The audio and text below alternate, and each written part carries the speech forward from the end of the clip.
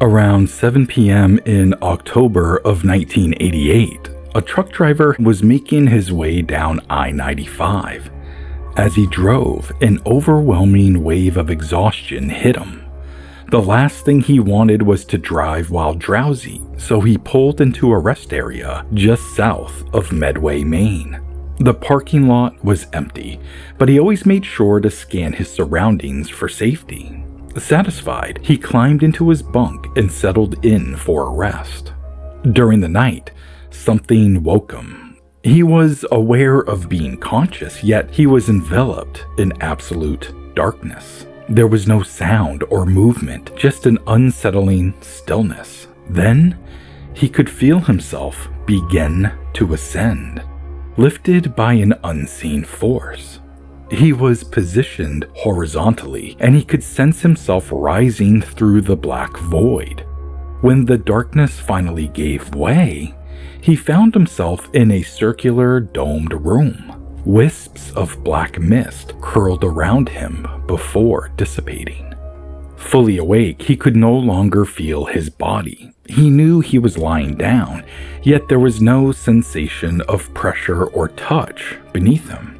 It was as if he existed only as a pair of eyes, a consciousness adrift in a space that defied all logic. Above him, a gray ceiling curved seamlessly into the walls, and the entire room was bathed in a light with no detectable source. To his left, a section of the wall seemed lighter in shade, a contrast that drew his attention. There was no fear, only an intense curiosity. Suddenly, there was movement. 3 figures emerged from that lighter section, stepping into the room in a way that defied physical barriers. The first was closely followed by the other 2, all identical in their strange, otherworldly appearance. He described them as the classic tall grays, thin with elongated limbs and oversized black, almond-shaped eyes. The first one leaned in close, staring at him with a cold intensity.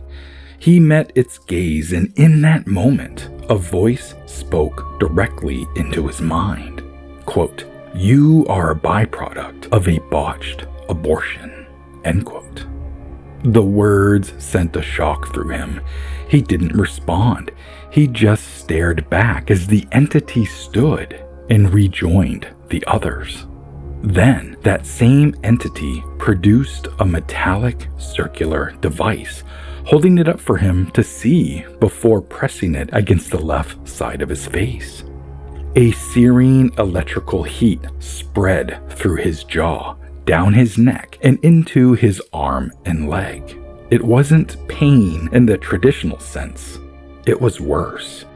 It felt like his very essence was being drained. The intensity increased. It sent waves of unbearable energy through his left side. His heart pounded and panic took hold. He had to get out of there, had to escape the horror.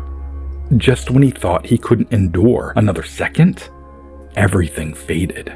He was now drifting downward through the same black void.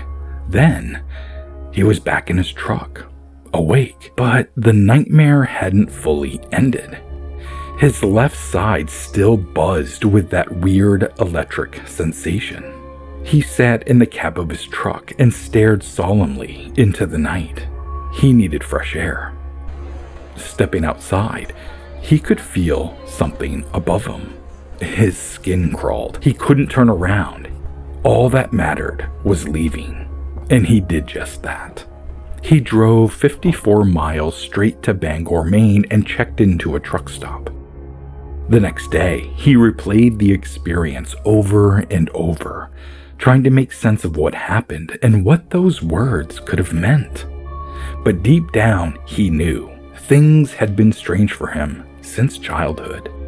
In that moment, he understood.